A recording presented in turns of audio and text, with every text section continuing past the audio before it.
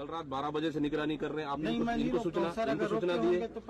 Local थाना को सूचना दी है आप? लोकल थाना को सूचना दी है आप? ये नजारा है रात 12 बजे का, जब दीपक बैज ने अपने घर के आसपास रेकी करते हुए पुलिसकर्मियों को देखा। विपक्षी दल कांग्रेस के प्रमुख नेता के घर के बाहर पुलिसकर्मियों की इस आमद ने नई तरीके की राजनीति को हवा दे दी है।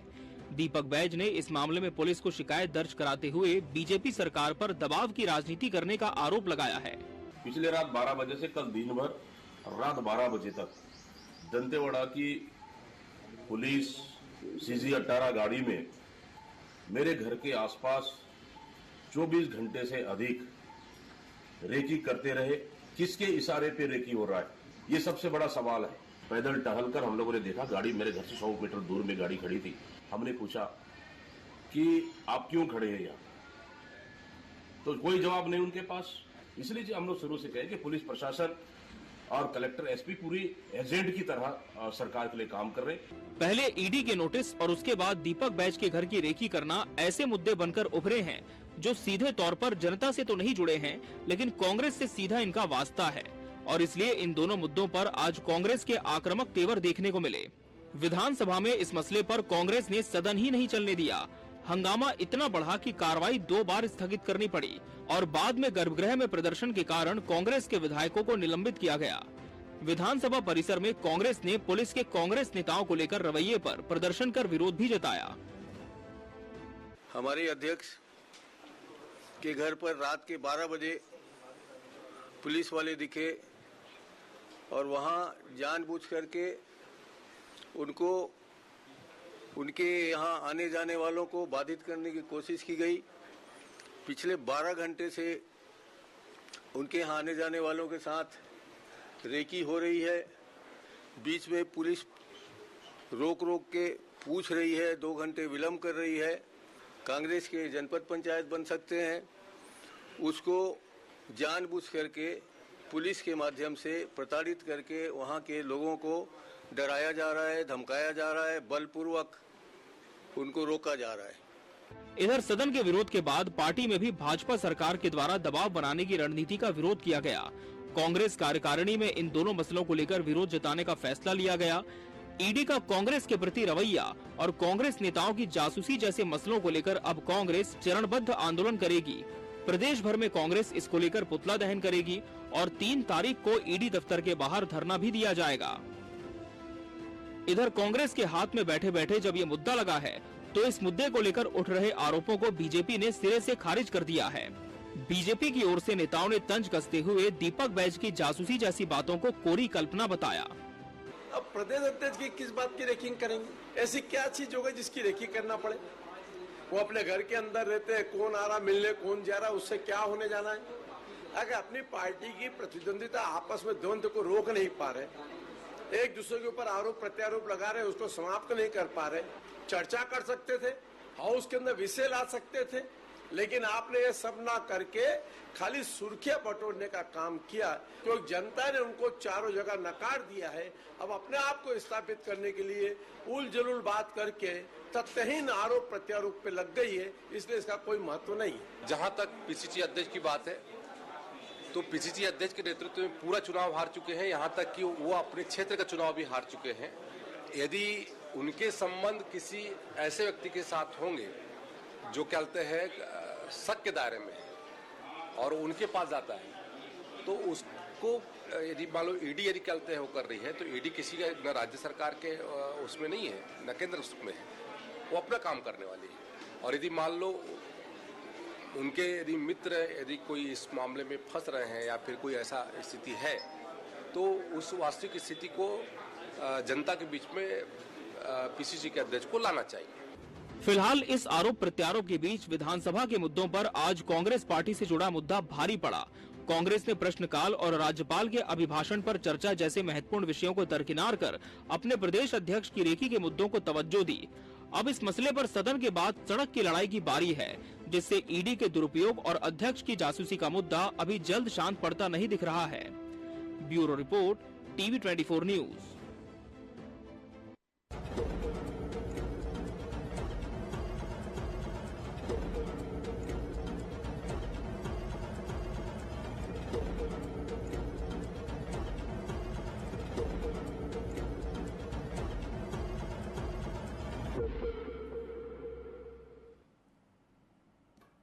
नमस्कार, मैं मोहन तिवारी। आज के मुद्दे में आपका स्वागत है और आज का मुद्दा हमारा राजनीति के उस हलचल पर केंद्रित है जिसने ये एक तरीके से लोगों को समझाने की कोशिश की है कि मुद्दों की उलझन किस तरीके से राजनीतिक दलों के सामने आती है।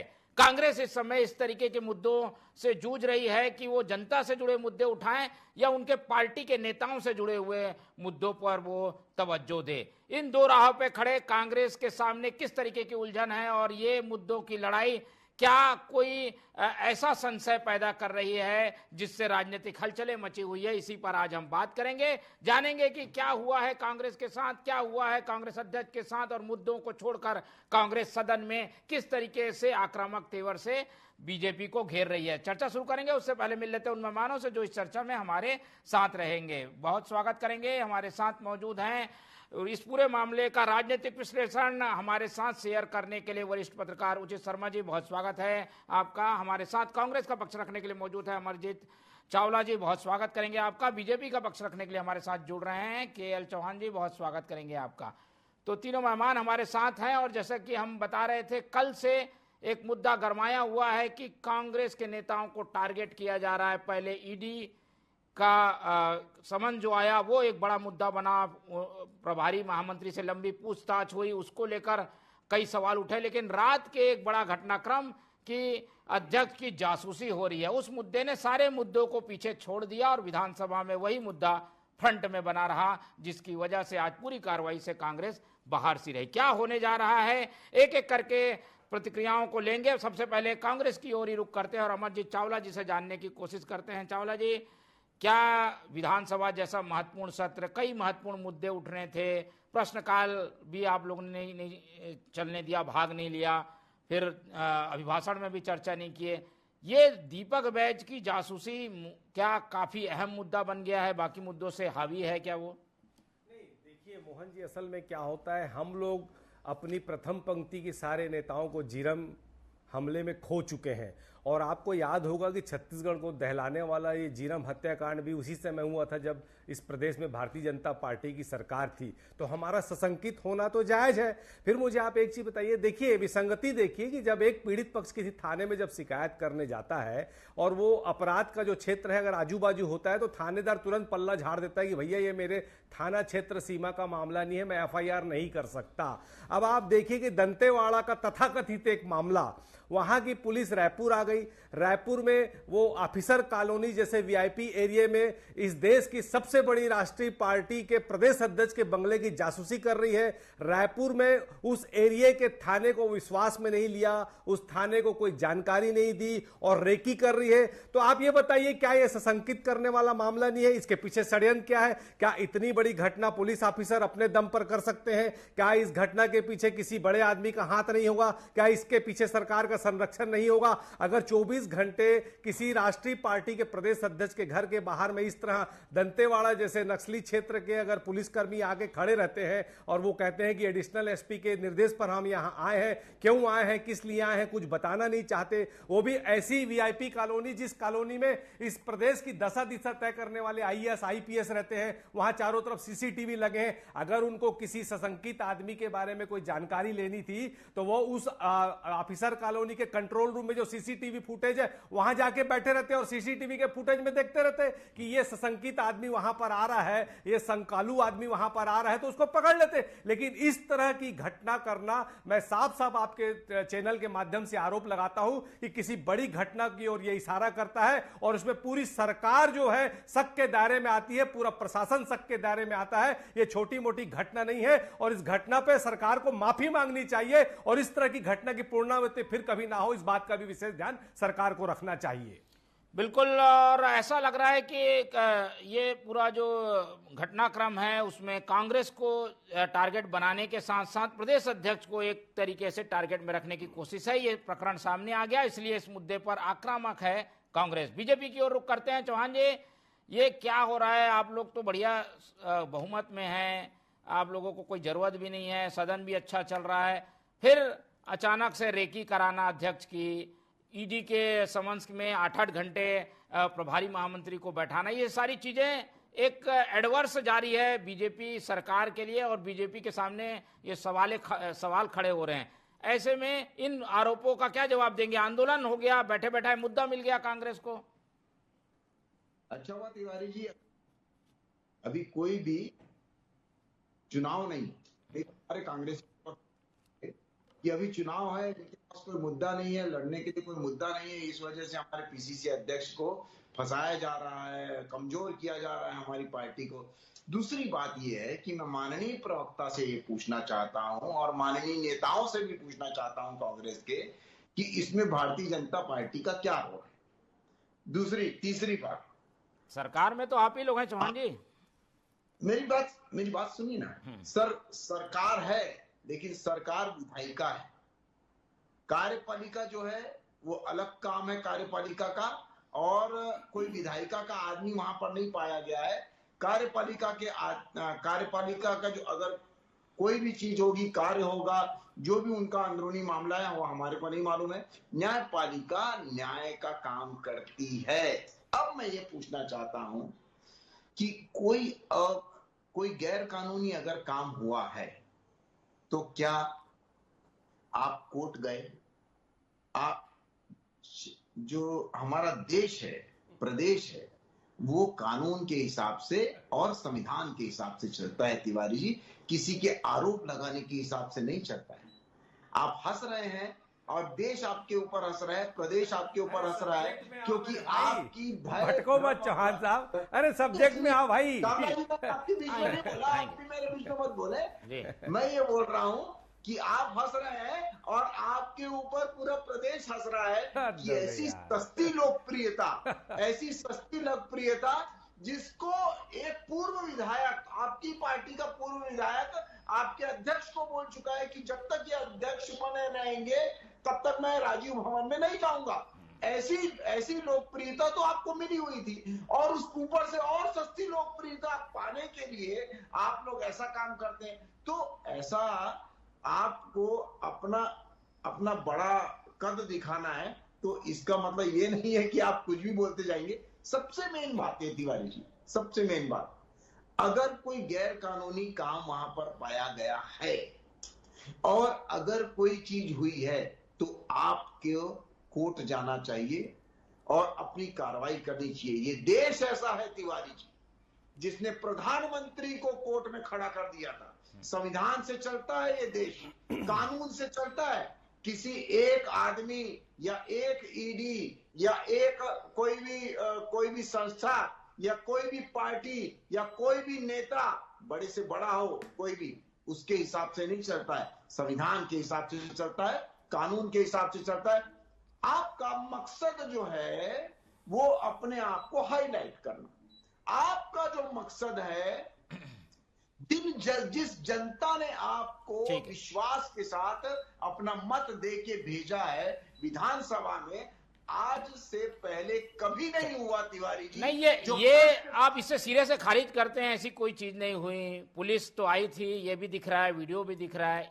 बीजेपी इसको कैसे देखती है? क्या ये एक रूटीन वर्क था, लेकिन अध्यक्ष होने के कारण ये मुद्दा बन गया? भाई कुछ ना कुछ तो गलती हुई है, इसे तो एक्सेप्ट करेंगे। देखिए तिवारी जी, सबसे मेन बात ये है कि वहां पर पुलिस वहां पर थी, नहीं थी, क्यों थी, किसके कहने पे आई है, किसके कहने पे नहीं आई है, गैर संवैधानिक रूप से आई है, गैर कानूनी रूप से आई है। आपको सीधा कोर्ट जाना चाहिए और इसका जो वो है वो कोर्ट देगा। ठीक है, चलिए। आपको ज्ञान ही नहीं है आपके। ठीक है, आएंगे आपके पास और लोकप्रियता चाहिए। ठीक है, सस्ती लोकप्रियता के लिए ये सब किया गया, ये भी एक स्टैंड है बीजेपी का। अब उचित शर्मा जी से समझ लेते हैं। उचित शर्मा जी, ये दोनों प्रकरणों को कैसे देखते हैं आप? आखिर इसका कोई लाभ भी नहीं दिख रहा है, फिर भी ये चीजें हुई हैं, तो क्या कारण हो सकता है? चुनाव भी नहीं है सामने, क्यों दबाव बनाएगी बीजेपी? क्या जरूरत है उसको ये सब करने की? बीजेपी में स्पष्ट कहूँ तो परंपरा रही है। साफ सुथरी बात मैं करूँ तो डिजिटल रेखे की बातें तो पहले भी हुई है, आज फिजिकल रेखे की बात हो रही है। डबल इंटरसेप्टर की बात सर्किट हाउस पर मुकेश गुप्ता वाली बात आपको भी याद होगी, हमको भी याद होगी, तो कोई नई बात नहीं है छत्तीसगढ़ की राजनीति में। ये तमाम चीज़ें जो हैं वो की जाती रही हैं। सत्ता पक्ष जो है हमेशा से करते आए। अब ये अगर चीज़ें हुई हैं, फिजिकल रेखी जो हो रही है, तो क्या इनके सीनियर जितने ऑफिसरान हैं उनके नेतृत्व में हो रही है, उनकी जानकारी में हो रही है?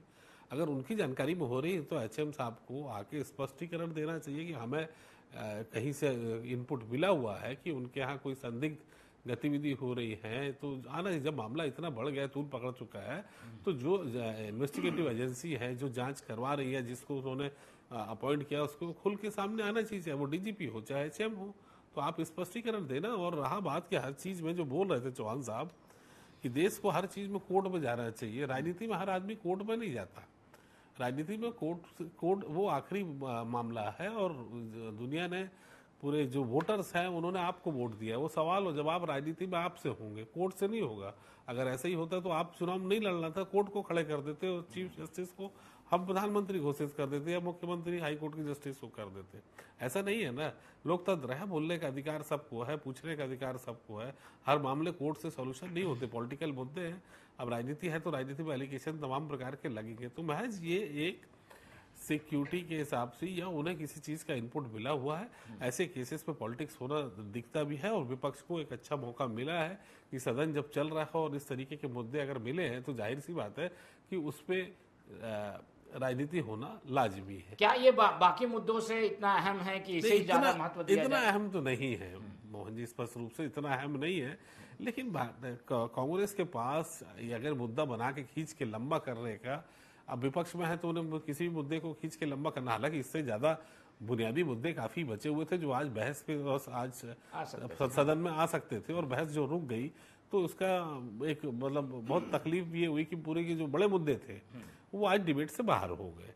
और एक ऐसा मुद्दा जो हालांकि व्यक्तिगत था, हालांकि राजनीति में कोई व्यक्तिगत नहीं होता, पीसीसी के वो अध्यक्ष है, उनकी फिजिकल रेकी हुई है, उनके घर के सामने हुई, तो ये राजनीतिक मुद्दा बनना लाजमी था।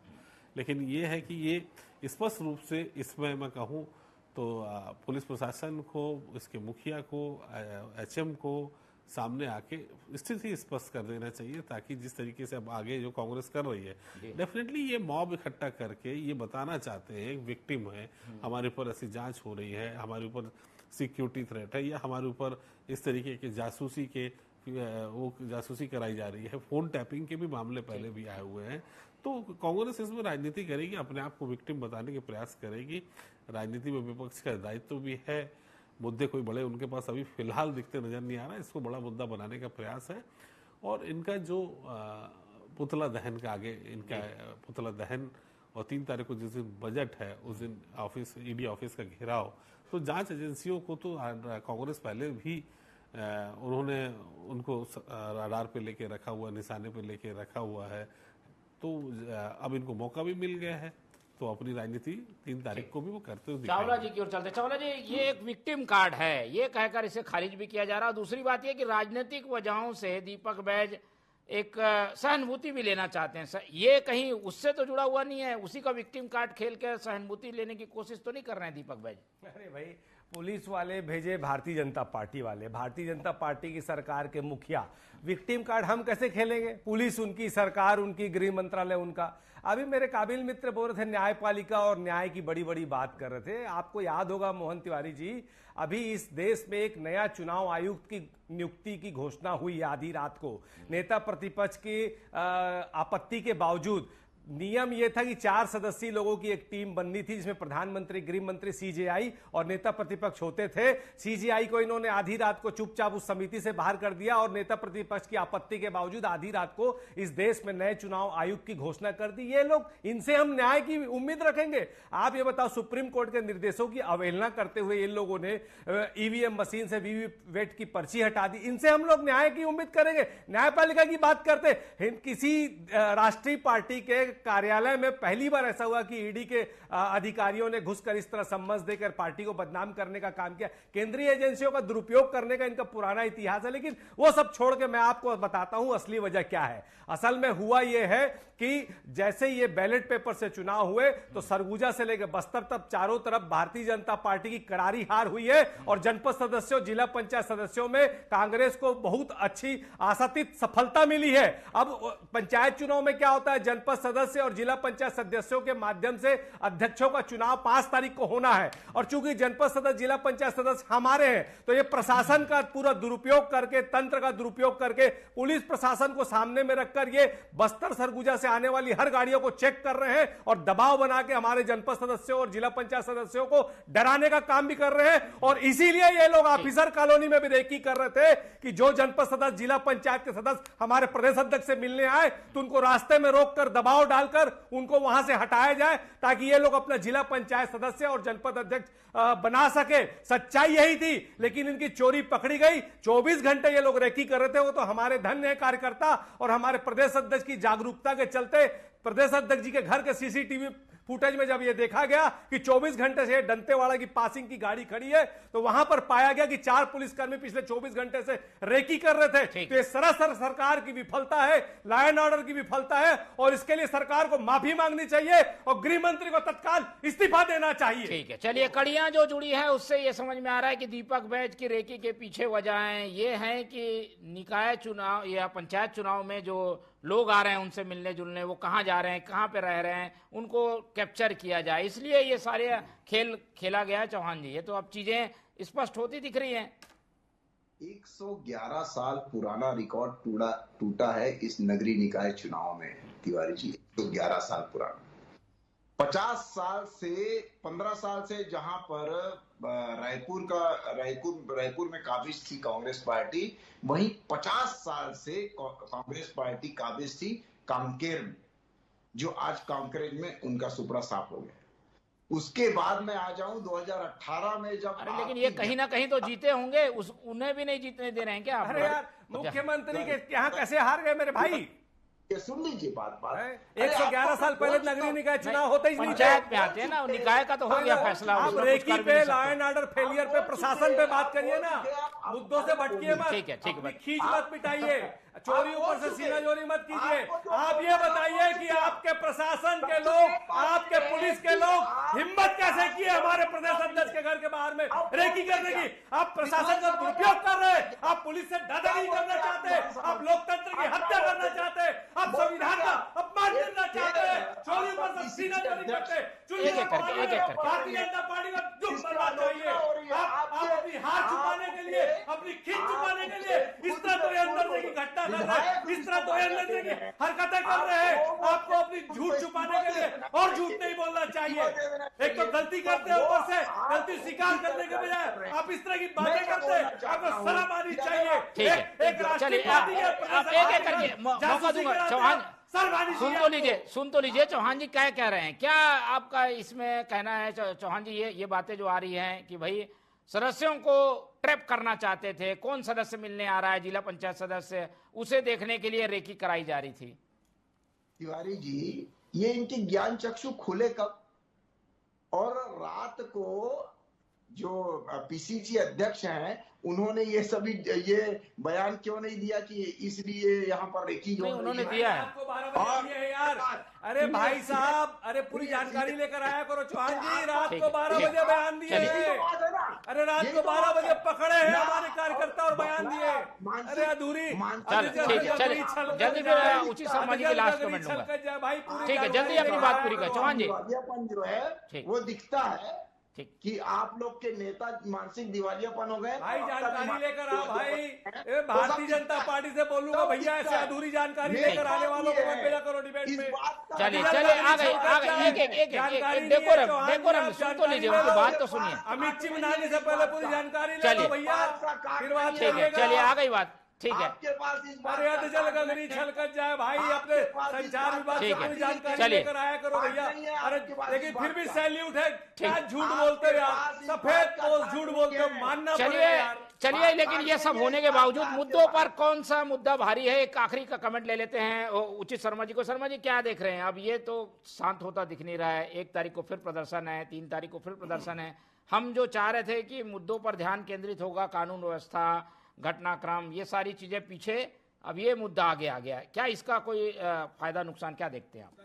है तो भारतीय कांग्रेस इसको डेफिनेटली लेने का प्रयास करेगी और उनकी कोशिश भी वही है और इसको उठाया भी इसीलिए गया है जब उन्होंने देखा कि जिस तरीके से खरीद फरोख्त भी उठ रही है। हकीकत में इसको जिला पंचायत के चुनाव से इसको देखना भी चाहिए। जिस तरीके से अब कांग्रेस जो है विक्टिम कार्ड खेलेगी, उनके लोगों को खरीदा जा रहा है और फॉर्च्यूनर और इनोवा के जो ऑफर दिए जा रहे हैं और जिस तरीके से रेकी करवाई जा रही है कि कौन से जिला पंचायत से सदस्य उनके पास आ रहे हैं, मिलने आ रहे हैं और किस तरीके का एक सीक्रेट जानकारी लोग कितना एक्सेप्ट करेंगे इस तरीके की बातों को? देखिए, ये एक्सपोज करने वाली बात है कि सत्ता पक्ष को कांग्रेस एक्सपोज करने की प्रयास करेगी। उनकी कोशिश रहेगी कि वो 3 तारीख तक वो दिखाएं कि ये लोग कर क्या रहे थे, किस तरीके की इनकी कोशिश है, किस तरीके की खरीद फरोख्त में शामिल है। उससे वो एक्सपोज करने के अलावा इसमें राजनीति और कुछ नजर आती रही है। कुल मिलाकर राजनीतिक लाभ लेने का कांग्रेस का इसका प्रयास है। चलिए, मुद्दों में उलझी कांग्रेस ने एक तुरुप का इक्का खेल दिया है। अब इसका क्या असर होगा, इसको हम आने वाले समय में अपनी डिबेट में भांपते रहेंगे, जांचते रहेंगे। फिलहाल आज समय कम है, इसलिए चर्चा ही खत्म करते। इस पूरी चर्चा में हमारे साथ उचित शर्मा जी जुड़े, उनका धन्यवाद। अमरजीत चावला जी ने समय दिया, उनका धन्यवाद। और KS चौहान जी हमारे साथ बने रहे, आपका भी बहुत बहुत धन्यवाद। तो तीनों मेहमानों को धन्यवाद कहते हुए आज की चर्चा यहीं खत्म करते हैं और आप लोग से लेते हैं विदा और रखते हैं उम्मीद कि देखते रहेंगे TV 24। रखिए अपना बहुत ख्याल। नमस्कार।